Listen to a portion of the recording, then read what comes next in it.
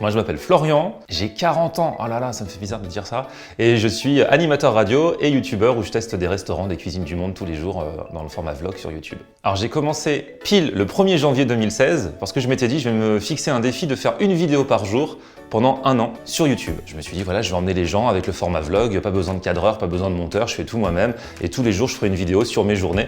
Et rapidement, ça a dérivé sur les restos parce que j'y allais déjà souvent et j'ai vu que c'est les premières vidéos qui commençaient à marcher et c'est comme ça qu'est née ma petite aventure. Le concept de mes vidéos, c'est un peu un non-concept à la base parce que je fais ça sans aucun calcul. J'emmène les gens avec moi dans les restaurants, en voyage, et je teste alors quand je suis en voyage les cuisines du monde, les nouveaux concepts de restauration un petit peu partout en France, en Europe et dans le monde entier. J'y vais avec mes amis, donc c'est pas un truc genre je suis pas critique gastronomique, j'ai ma petite bande, ça fait un petit peu des personnages que les gens retrouvent régulièrement dans mes vidéos, on y va ensemble, on rigole, on parle pas que de nourriture, c'est comme si vous allez entre amis dans un resto par exemple, sauf qu'il y a un ami en plus, c'est ma caméra, et donc c'est les gens de l'autre côté de leur ordinateur ou de leur smartphone. Alors mon plat préféré avant de démarrer les vidéos, c'est tout ce qui est pâtes, je crois. Tout ce qui est pasta, voilà, moi je suis pas compliqué, je pourrais manger des pâtes tous les jours, même des pâtes au beurre avec du râpé, ça m'irait. Donc même si je découvre beaucoup de choses dans mes vidéos, je crois que tout ce qui est pasta ou tout ce qui est en feuilleté, en croûte, les petits pâtés, les petits chaussons, tout ça c'est ce que je préfère. Alors en fait, l'idée de ce format de vidéo, elle m'est pas vraiment venue comme ça évolue au fur et à mesure. Le format vlog, j'en avais entendu parler, je me suis dit que à travers ce format qui est quand même assez authentique parce qu'on emmène les gens avec nous, on pouvait faire passer des messages et faire découvrir des choses. Donc du coup, quand je pars en voyage, par exemple, j'en profite pour faire découvrir un petit peu la région, les alentours, les traditions, la culture, en dehors de tout ce qui passe par l'assiette. Mais rien que ce qui se trouve dans l'assiette, ça fait partie aussi de la culture et j'apprends plein de choses sur les différentes régions. Mais YouTube, j'y allais très peu avant de commencer. Et donc c'est bien parce que moi j'ai pu créer mon truc. Je me suis jamais dit tiens, je vais être influenceur food, mais quand je vois les répercussions que ça peut avoir dans certains restaurants où je passe, qui m'envoient un message, les mecs quand je suis arrivé ne me connaissaient pas à la base, ils me voyaient filmer, ils me trouvaient bizarre et puis 3 jours après, il y a des gens qui arrivent et après ces restaurateurs me renvoient un message en me disant c'est dingue, on a eu notre première file d'attente jusqu'à dehors le lendemain de ta vidéo. Donc là je me dis que ouais, il y a une influence. Donc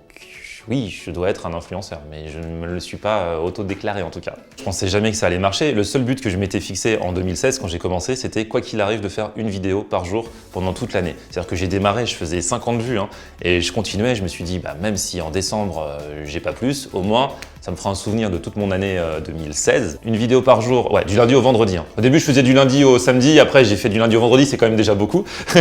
J'ai quasiment toujours réussi. Je me suis pris une petite semaine de vacances par-ci par-là. Et une fois, j'ai été malade. Donc je suis resté 3 jours sans vidéo. Mais globalement, j'ai réussi, ouais. Et voilà, donc mon but, c'était vraiment un objectif personnel. Et puis au final, à partir de la moitié de l'année, ça a commencé à bien prendre. Et puis ensuite, ça a continué à monter. Donc je me suis dit, ce serait bête d'arrêter. Alors mon métier, déjà depuis très longtemps, depuis plus de 20 ans, je suis animateur radio, ça c'est mon métier de base. Je fais de la radio sur Latina. Alors la radio déjà, c'est tous les jours à la même heure, du lundi au vendredi de 16h à 20h, donc j'arrive vers 14h quand même pour préparer un petit peu. Du coup la chaîne YouTube, c'est tout le temps qui reste. Donc ça peut être le matin quand je me lève pour les montages, le midi ou le soir pour les tournages, parce que du coup je mange, donc c'est souvent aux heures des repas. Les week-ends pas mal, quand je pars dans les différentes villes de France, j'en profite pour tourner 3, 4, 5 vidéos parfois en 2 jours, comme ça me fait ma semaine qui suit. Alors c'est marrant parce que c'est vrai que dans mes vidéos, on est plusieurs, il y a une petite bande, ce sont mes amis à la base, en tout cas mes amis qui veulent bien se montrer à la caméra. Et au début, je les emmenais comme ça dans mes vidéos, personne ne regardait, mais au fur et à mesure où des gens sont arrivés, c'est devenu vraiment des personnages. Il y a des gens, des abonnés qui me disent qu'ils regardent ça un petit peu comme une série. Alors chacun a son personnage préféré. Dans une série, on écrit une bible des personnages avec, alors lui, il doit se passer ci, il doit être comme ça, il doit avoir tel caractère. Là non, ils sont vraiment comme ils sont eux-mêmes, c'est-à-dire que j'ai mon pote Ludo qui a toujours mangé une pomme une demi-heure avant le repas, donc depuis qu'on fait des vlogs, il continue, donc ils l'ont surnommé Ludo la pomme. C'est des abonnés à la base qui l'ont appelé Ludo la pomme, donc on l'appelle comme ça. Emeline qui elle ne se montre pas, on voit que ses mains, donc ça excite beaucoup les gens. Enfin bref, chacun a sa petite caractéristique qui est ses caractéristiques réelles mais qui se retrouvent dans les vidéos. Donc c'est rigolo parce qu'ils font vraiment partie de la bande et maintenant on les reconnaît dans la rue, les gens leur demandent des selfies alors qu'à la base ils n'ont rien demandé. Alors avec ma communauté, je me sens assez proche. Alors forcément, plus on a de monde, plus c'est difficile d'être proche. Mais sinon, j'essaye vraiment d'aller très régulièrement au contact de ma communauté. Dès que je vais dans une ville de province, je fais un meet-up comme ça à l'arrache sur une place, devant un monument et tout ça. Je vais souvent au restaurant avec certains abonnés. Je reçois beaucoup de demandes tous les jours, donc j'en sélectionne de temps en temps. S'ils me conseillent un resto, j'y vais avec eux. Les abonnés, ils font partie intégrante également du délire de ma chaîne et j'aime bien les mettre en avant et en valeur dans mes vidéos. Moi personnellement, je suis super content et fier parce que j'ai construit ce truc-là sans croire que ça allait prendre de telles proportions. Si je reçois des critiques négatives, oui, sur internet, il y en a toujours. Maintenant, j'ai de la chance par rapport à d'autres. J'ai toujours été comme ça dans ma vie. Si c'est infondé, ça me passe là. Si c'est juste des insultes pour des insultes.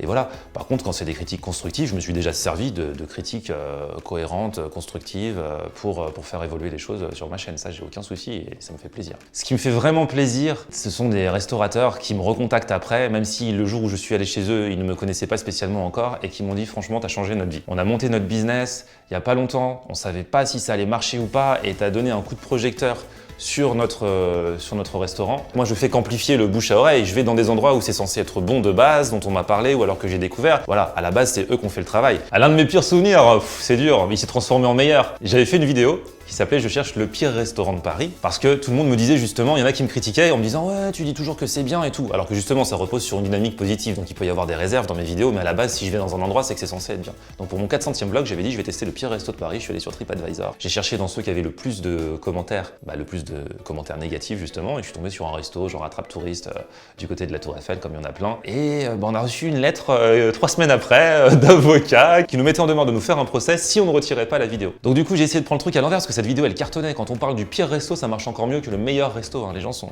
méchants sur internet, tu préfères le pire que le meilleur. Du coup, j'ai contacté les restaurateurs et ils ont bien voulu qu'on revienne dans le resto, genre pour faire une confrontation. Donc à la fois, ça faisait un droit de réponse, donc légalement, c'est vrai que c'était mieux parce qu'il y avait les deux sons de cloche. Moi, je restais sur mon avis, eux, ils donnaient leur version des faits. Et en même temps, ça a fait un autre buzz parce que la vidéo de la confrontation, elle en est à plus d'1 million de vues aujourd'hui. Donc du coup, ça aurait pu être un pire souvenir, mais ça s'est transformé en super truc. Alors, c'est vrai que régulièrement, je fais des tours de France. Enfin, régulièrement, je pars en France dans différentes villes. Là, cet été, je me laisse jouer un petit peu tourner des plages. Donc j'ai fait 3-4 plages dans le sud de la France, Bandol, Arcachon. C'est génial la région d'Arcachon. Et donc voilà, le but c'était de se la jouer playa, de retrouver les abonnés sur les plages et en même temps, la journée, je tournais des petites vidéos dans les restos qu'on me conseillait. J'ai fait pas mal de glaces aussi parce que voilà, les meilleures glaces, les meilleurs beignets, tout ça, ça sonne plage, ça sonne vacances. Et puis en juillet, j'ai fait un road trip également sur la West Coast aux États-Unis.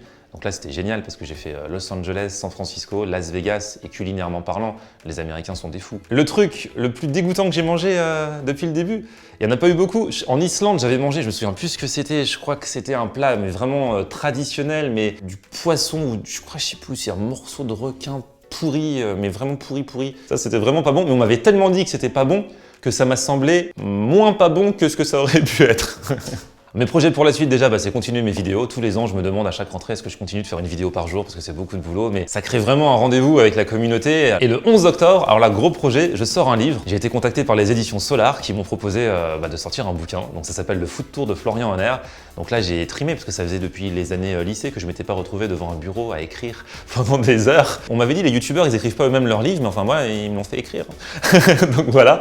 Et donc c'est un tour, ça reprend les meilleurs burgers, les plus gros sandwichs, les plats de street food les plus originaux que j'ai découverts en France, en Europe et dans le monde entier. Il y a aussi des petits tips, des bons plans, il y a des adresses, quelques recettes, mais c'est ni un guide ni un bouquin de recettes, c'est vraiment un bouquin d'humeur. Et quand même, je suis allé retirer le premier exemplaire l'autre jour chez l'éditeur.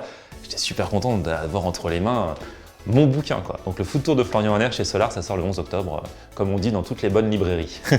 Merci à Marmiton. Je continue de checker vos recettes, je cuisine pas souvent, mais j'y vais quand même. Et puis sinon, on se retrouve sur ma chaîne YouTube, Florian Honner, et c'est pareil, Florian Honner pour tous mes réseaux sociaux. A plus!